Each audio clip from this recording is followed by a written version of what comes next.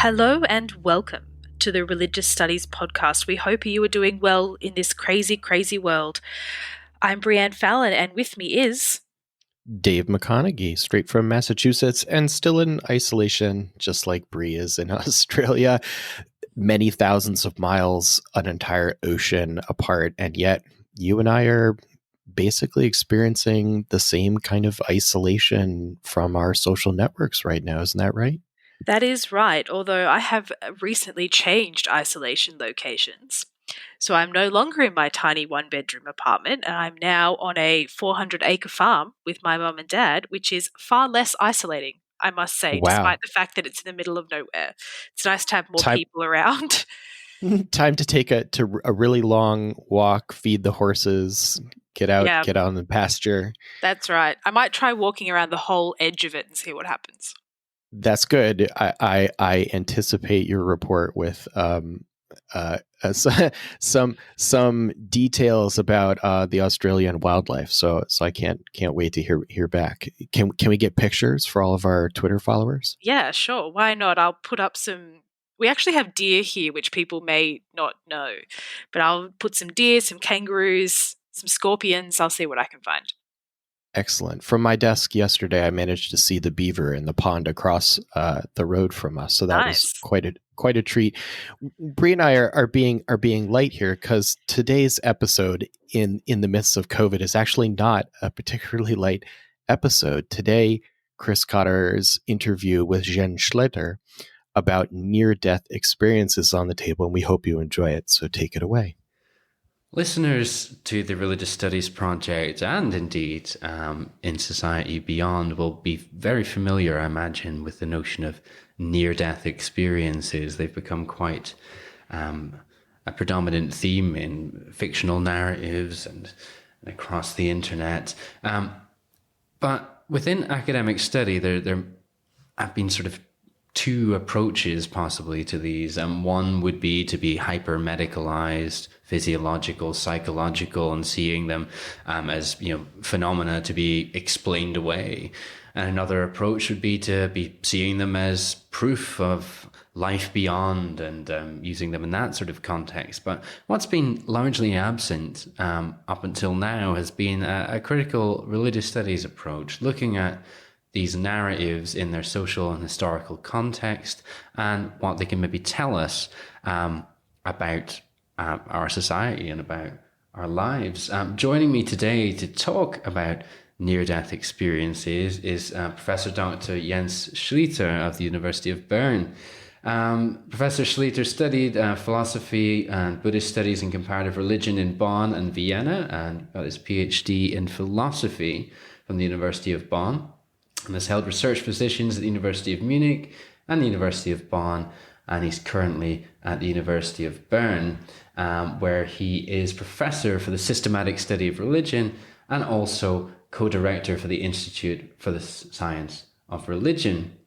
And his publications comprise contributions on methodological and theoretical questions on the study of religion, on Buddhist bioethics, and comparative philosophy, but of particular relevance today is his 2018 book with Oxford University Press called What Is It Like to Be Dead? Near-Death Experiences, Christianity and the Occult. So first off, Professor Schlieter, welcome to the Religious Studies Project. Thank you, Chris, for inviting me here. It's wonderful to have you here in Edinburgh on a sort of crisp winter's day. I could just start off by asking you, what is it like to be dead, Professor Schlieter? But although it may be fairly obvious what got you interested, because it is just such an inherently sort of tantalizing topic, but what was it that got you interested in studying and writing about near-death experiences? The title, of course, is a little bit provocative, but it is indeed to be found in the scriptures on near-death experiences. But I thought of the famous article by the philosopher Thomas Nagel, writing an article on what is it like to be a bat. And he argues we don't know because we usually imagine ourselves hanging in a cave from the top. But we do not know what is it like for a bat to be a bat. And so there is, of course, a very important topic in the whole.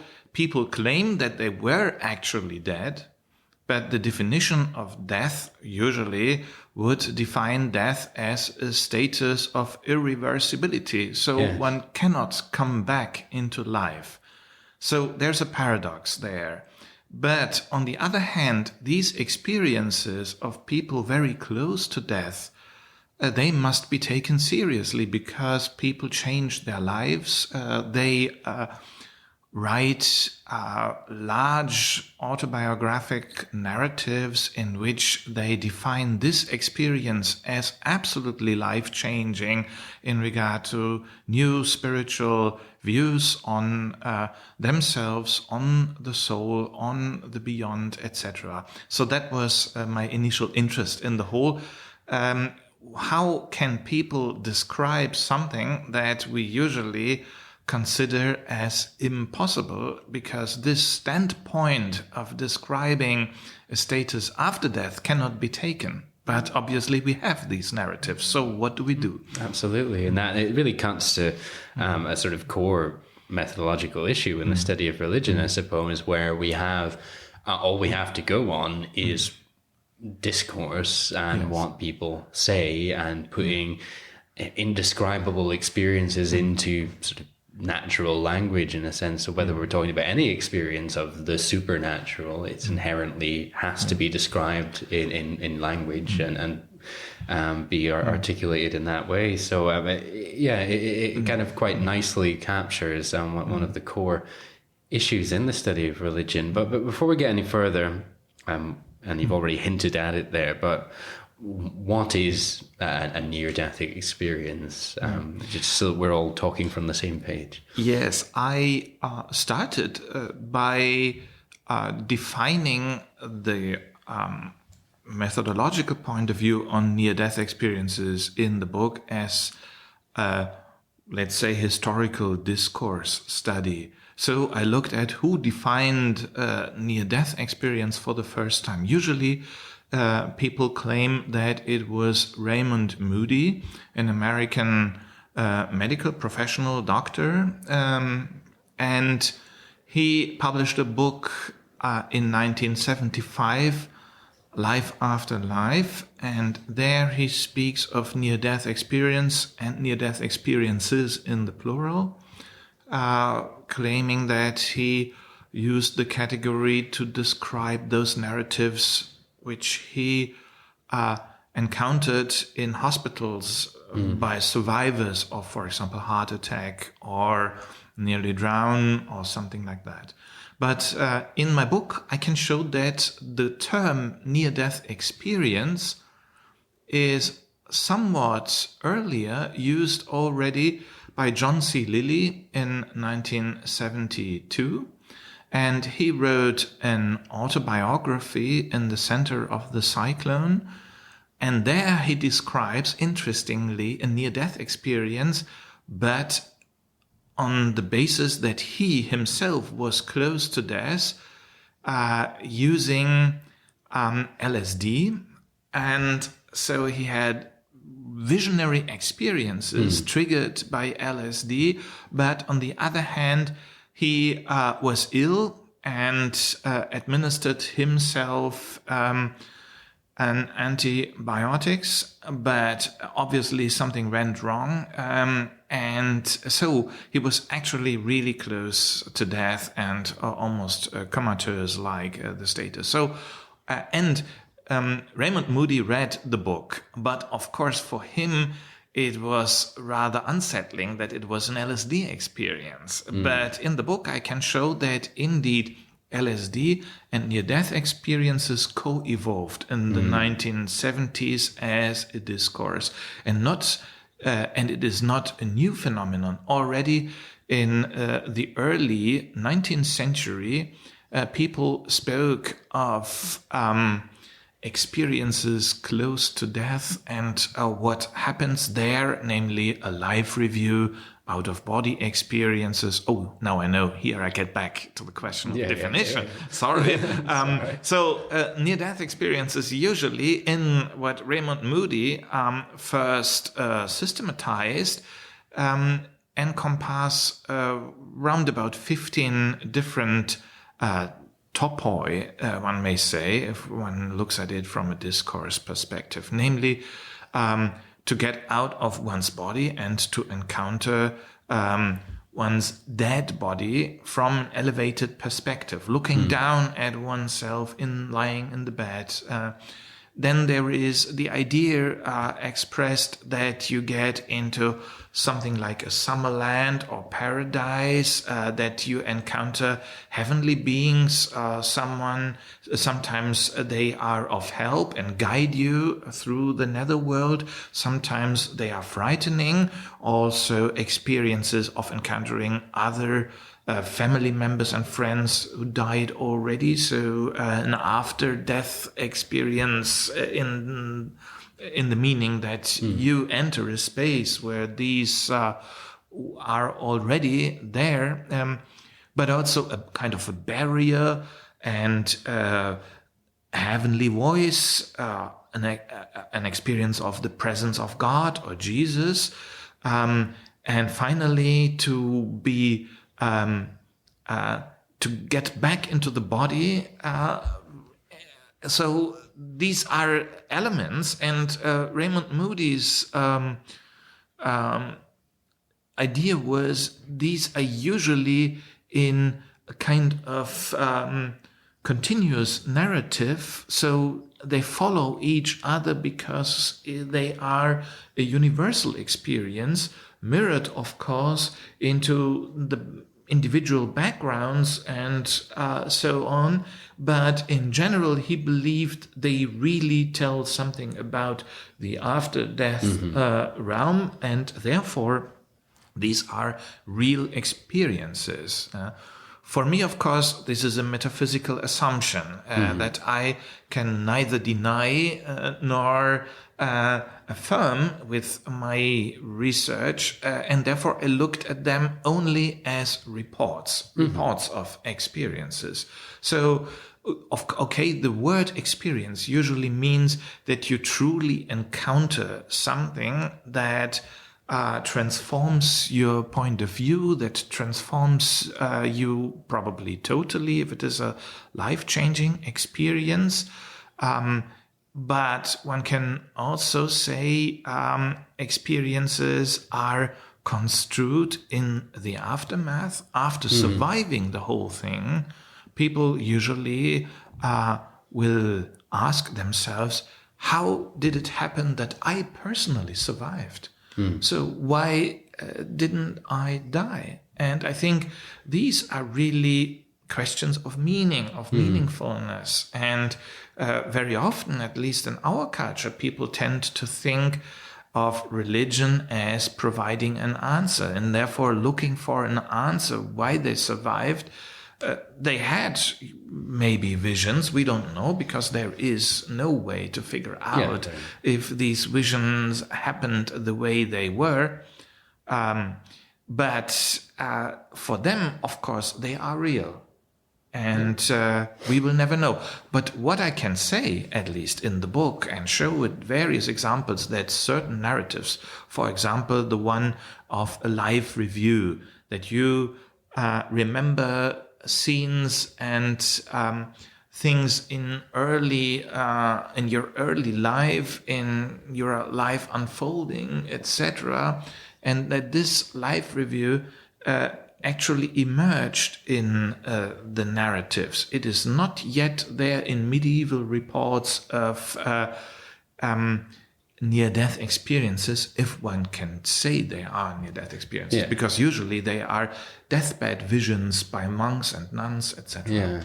Yeah, and indeed, you make the point in the book that up until recent decades, I suppose these experiences tended to be narrated by others, people telling of someone else's experience, whereas there was a point at which that there was the turn to the individual and the self-narrative, which I think we're probably going to get onto fairly shortly. So just before we get there, you've already given some hints at your methodology there, and it's a fairly standard religious studies approach in the sense of regardless of whether there is a reality or not, what we have to go on are people's accounts of their experiences, and these accounts have impact and social impact. So let's look at them and treat them at face value and just deal with the content and the meaning and et cetera, et cetera. But is there anything else that you'd like to sort of caveat what you're saying with, what was the body of material that you were consulting? Yeah, well, I thought it would be good to start with personal narratives, not those, as you mentioned, by others, so third-hand evidence. So, and narratives from a first-person point of view are, of course, very much connected to the emergence of autobiographies, of subjectivity, and usually one of the major figures in this emerging tradition was the French philosopher Montaigne. And he, in his essays, unravels a near-death experience, interestingly. And major elements that were of importance for reporters of near-death experiences that informed Moody are not yet there. They are simply not there. But then there is Francis Beaufort. He was an admiral of the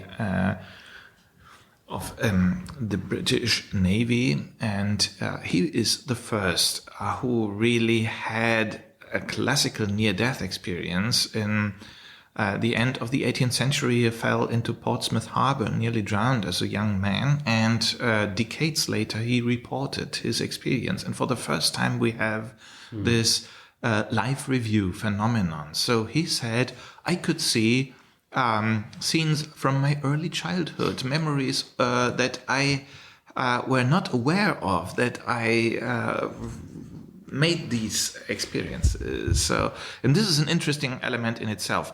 But so from the 16th century up to 1975, this is what the book covers. I decided not to look at sources from non-European cultures. There's, of course, an extensive discussion if near-death experiences are a purely Western phenomenon or if near-death experiences can be seen in Indian, Japanese, Chinese traditions. A very important element that is usually pointed at is, of course, the Tibetan Book of the Dead that has been published by Oxford University Press in 1927, translated by Walter Ealing Evans Vance in collaboration with a native Tibetan Lama Kasidawa Samdup, and they were tremendously successful in popularizing these Tibetan thoughts and rituals, what should be done if someone dies. And the idea to guide him through the netherworld, of course, in the Tibetan context, to encounter karmic delusions and to be very frightened because the consciousness principle has to navigate through its own complications and so on. But to give you one example, that it is quite important to look very closely at the reported experiences. People usually say, well, this is evidence that they are of a universal quality. If you have Tibetans reporting such experiences in the 14th century or so, and modern Western evidence, so it seems to be. But, for example, the idea that there is an out-of-body experiences and one looks back at oneself. In the Western tradition, it is very much the idea that you face yourself being dead. So the soul or consciousness hovering over the body is interested to look at, to examine the body, because the body is something foreign, something that is no longer animated, but still something, a point of reference in this world, etc. Whereas in the Tibetan Buddhist tradition, of course, due to the idea of reincarnation, etc., the body is of no importance. And you can see that it is much more a social reality in the Tibetan Buddhist account of this moment where the soul or consciousness, to be more precise in the Tibetan Buddhist context. So the consciousness principle looks not at its former body, but at the weeping family members and tries to convince them, oh, I'm fine, please. You do not help me. If you weep, I can see you, but you obviously can no longer see me, but please, that's not good for me too, because now I have a task. I shall move forward to my next existence. And best would be, of course, no longer to be reincarnated at all. So when at the first sight, it seems to be, okay, that's an out-of-body experience, but the narrated content is totally different in terms of epistemology, in terms of soteriology, and so on and so forth. Absolutely. So you've started to get into there, I guess, the socio-cultural, historic context within which near-death narratives are occurring. And much of your book, I guess, is looking at Western context, as you say, and you do an excellent job of charting some of the, I guess, contextual factors that might have shaped and led to a, perhaps you might call an explosion of near-death narratives. So perhaps if you maybe tell us about some of those modern societal developments that have sort of gone hand in hand with near-death narrative. Yeah, I think this is a very important aspect, and I think so far there was little interest to look at the correlations. What is astonishing is the fact that in the 1970s, major developments in the Western medical system were going on. For example, to declare people no longer dead with the criterion of heart failure and other classical criteria that were used for ages, but to declare people dead if there is no longer brain activity. And there are, of course, measurements from the EEG, etc. But that's led to the situation that people without a functioning brain were declared dead, but their body was still, so let's say, alive in a way. And of course, it was seen as a major advantage also for transplantation of organs. And many of them can only be used if the body is fully intact. Yeah? And of course, the artificial respiration and so on and so forth. And the phenomena like coma and locked-in syndrome, they were described at a new level, more scientifically defined, and so on and so forth. But in the general society, these developments were considered as extremely unsettling because there was now an ambivalence. Is someone dead or not dead? Only dead if declared to be dead, and shall we trust the physicians, the doctors in the intensive care unit? If they say he or she is dead, then we accept that. And so that was really unsettling. And on the other hand, if, of course, due to circumstances that people were able to survive a certain period of very low brain activity, and some of them had visionary accounts that they, or visionary experiences, or let's say near-death experiences, returning from such a state, they said, well, in your medical perspective, maybe we were that close to death that it was only a second that you may have decided to close the artificial attempts of sustaining my life. But I survived, and not only that, I had certain experiences that are absolutely central for my life that I would like to live from now onwards with different values. Yeah. So yeah, I'm just pushing through because of time, but we have those medical developments and people being sustained longer, and you describe how they moved from maybe mostly dying out of a hospital context to moving into hospital context. You've got also all different forms of medication, which might have hallucinogenic properties, what legal or illegal. But then there's also individualization within religion, beyond religion, the sort of importance of individual narratives and the self.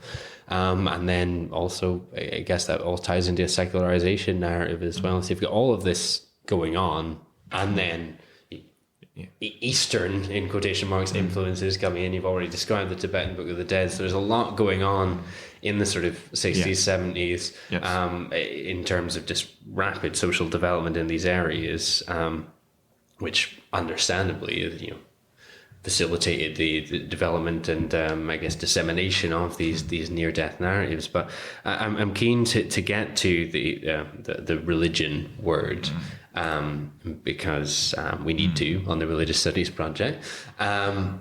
And towards the end of the book, you tackle that head on and talk about how religious metacultures might have influenced and shaped the form and content of these near-death narratives. And then also you talk about potential, I guess you could say, religious functions of the narrative. So maybe you could take us through some of that. Yes. I think usually books of reporting individuals themselves, they do not very openly quote sources that inspired them. But if you look more closely at the whole near-death reporting genre, one can see that there are many spiritualists, many who are close to Western esotericism. For example, parapsychological accounts are very often combined with near-death accounts. For example, Alexander Eben, who published a very, very successful book. So there are people who are usually in a way religious and at the same time they are distant in regard to dogmas of established churches. So usually there's something like this. They were brought up in very religious families, and they had a background of, let's say, intensive socialization within a religious tradition. And then they moved on, studied, for example, something in the science of nature, medicine, or whatever, became more critical towards religion and towards established religion in particular. And then this happens, an event that in which they almost died. And I think it is very plausible to look at the phenomenon with this perspective. At this moment, they revive their former emotion, and that was inspired and formed by a very religious family life. But of course, they are already stuffed with critical rationality. They are distant in regard to unfounded claims of traditional religious traditions. So the individual experience is, from my point of view, a very vital element of this late modern religiosity. Mm-hmm. And therefore, one can say near-death experiences are probably prototypical for the development. People no longer believe that there is, let's say, a life after death in terms of what traditional, especially, of course, the Catholic Church had to offer, but they have their individual experiences, and they think this is authentic par excellence because it is individual. So in a way, one can say the whole phenomenon mirrors recent developments in Western societies, and on the other hand, I think they offer a certain kind of a solution for the whole, because people can still continue to believe, and very often also one can see that they have a kind of missionary attitude, that they really speak very freely on their near-death experiences, even though very often they note, okay, I know that you are skeptical and this is a materialistic society and no one will believe me, but this is part, again, of the whole authenticity that they feel that they are in. Yeah. And I guess even someone who was notionally non-religious, in scare quotes there, they're part of a context, and the experience, whatever it is felt, and their interpretation of it will be informed by the context within which, and the context will, I suppose, also influence the experience itself in the first place, because the people bring things to an experience and then afterwards interpret it with the resources that are available to them, and especially once there is such a economy of near-death experiences, then it's going to take a lot. Absolutely. Although I think it is rather a rare case in which one will have a near-death experience without ever being introduced to religious thoughts, rituals, traditions before. Because I think, indeed, one has to have a certain disposition and a certain expectancy for things to happen in such experiences. But nevertheless, as I said at the beginning, if you would imagine yourself in a situation, or someone else in a situation, maybe he is not very religious, but survives a very tragic accident. Maybe other companions in the car died. And then you have the question of contingency, what sociologists always say in regard to religion. So the question of the reduction of contingency, namely, I could have died here. It didn't happen. So who saved me? We usually attribute such survival to a force. We are continuously looking for explanations. We cannot live without no explanation. And simply to say it was by chance, there was no other force involved at all. And so I would say this way of looking at a situation, and of course, many suffer from, let's say, the injuries they have. So they are in a hospital, they are alone, they are under medication.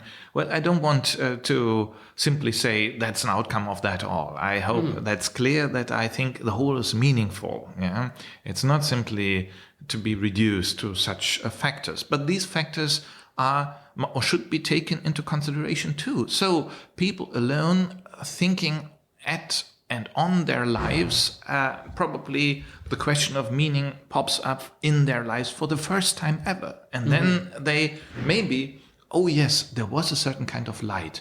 Was there a being behind the lights? Did I see a being? Although I do not believe, but probably it was a being. And haven't I heard some kind of message? So, because the whole thing for them is, of course, complicated too. They have to remember ecstatic experiences, and they cannot say what they experience the moment they experience that. So they have an epistemological problem too. Yeah. And again, we're right back to that, putting sort of non-falsifiable experience into words after the event. And going back earlier in the interview, you mentioned Montaigne. I have a tattoo of some words by Montaigne. Fortis imaginatio generat casum. A strong imagination creates its own reality. Yes, absolutely. But there's a sense of after an experience, one is only going to be able to interpret and articulate that. And human memory is it's an awful thing, is memory, like as eyewitness reports in criminal cases will say. Absolutely. And these experiences, because they're so intense and profound and occur in such sort of traumatic circumstances, they're going to be revisited and rearticulated and pondered time and time again. So we can't say too much about the actual experience itself, but what you're doing is looking at how people are articulating it and what are the themes and how that has impacts. We're pretty much out of time, but I just wanted to sort of finish with what might be, or again, it's been implicit throughout the interview, but sort of what would be some of your take-home messages for the study of religion from your work with near-death experience? What do you think others can take and apply perhaps more broadly in their own studies in this religion thing that we're also obsessed with? Well, I think one of the general insights that I would consider central is that extraordinary experiences were for some years less studied, because people thought, well, it is a discourse by religious practitioners to speak about their extraordinary experiences. But I think there is really something in there that may help also to look at recent developments. For example, these books by near-death experiencers, they are incredibly successful. Very often you have them in Amazon ranking lists on place 5, 2, 3, and 4 weeks.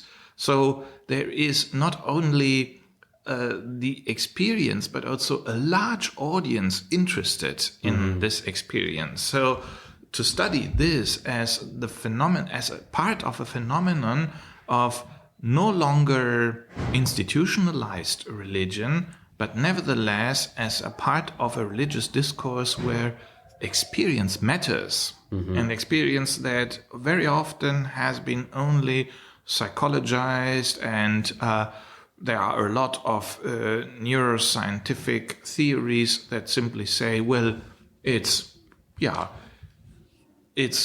dysfunctional brain that produces such delusions, and you cannot take it serious. And I think this is simply a very short-sighted view of the whole, because people change their whole life after the experience, although it would be very important to have a closer look at this phenomenon. This has not yet been researched from my knowledge. Really an empirical study that not only considers what the autobiography, maybe also an oral narrative of what has happened after the experience is considered, but also to look more closely at families, friends, and really to corroborate evidence that it was a life-changing matter. Yeah, absolutely. So there's, on that final note, a potential research project for a listener, or perhaps that's your next research project, I don't know. Well, thank you so much, Professor Schlieter, for joining us on the Religious Studies Project. I'm looking forward to hearing how it goes down. Thank you very much. It was a pleasure. Good. We hope that in the midst of the pandemic that everyone is experiencing, when mortality is really something that we're all thinking and facing right now, that this was a good opportunity to think about the religious approaches to death and dying. We feel that the episode stands on its own for right now, and we could say a lot of things about what's going on in the world, but there are so many things that are affecting us. And one of them is that so many of our respondents who, through the generosity of their time and their efforts, contribute to what we produce and what we share here at the site. And we're so thankful for their efforts. But right now, that march of progress every week where we get Friday responses for you has been severely disrupted by what's going on. And so we hope to bring those to you when everybody is back on their feet and things are getting back rolling a little bit more. And until then, the podcast will continue. We have ample supplies of podcasts to bring you. And what else should we share with listeners who continue to join us today, Bree? Well, speaking of the pandemic, next week we do have a discourse episode which looks at current affairs in the world, and of course COVID-19 will come up. And a friendly reminder that discourse once upon a time was behind a paywall, behind the Patreon paywall, and we have decided, of course, that because it's so fabulous that we're going to make it available to everyone. But, if you do have the opportunity to contribute to us by becoming a Patreon, just $1 makes a big difference to us. So, have a think about that when you're listening to Discourse. And if you can support our podcast, that would be a really amazing thing for us. But also after Discourse, we have a fabulous podcast coming up, which is one of yours, Dave, and you interviewed Arlene Sanchez Walsh on boxing and religious identity. I'm certainly very much looking forward to that. But until then, all that's left to say is thanks for listening. The RSP is sponsored by the British Association for the Study of Religions, the North American Association for the Study of Religion, and the International Association for the History of Religions. The Religious Studies Project is produced by the Religious Studies Project Association, SCIO, a Scottish charitable incorporated organisation, charity number SC047750. Brought to you by founders and editors-in-chief Chris Cotter and David Robertson, and managing editor Thomas J. Coleman III. Our features are edited by Marek Sullivan and Rebecca Barrett-Fox, and our Opportunities Digest by Ella Bock. Podcast transcription by Helen Bradstock, with audio editing by Gregory Schneider and Samuel Ward. Social media managed by Ray Radford, sales and marketing by Sammy Bishop, and video editing by Jonathan Tuckett. Don't forget you can support the project by using our amazon.com, .co.uk and .ca links, or donating at patreon.com/projectrs, and you can find us on Facebook, Twitter, Google+, YouTube, iTunes and other portals.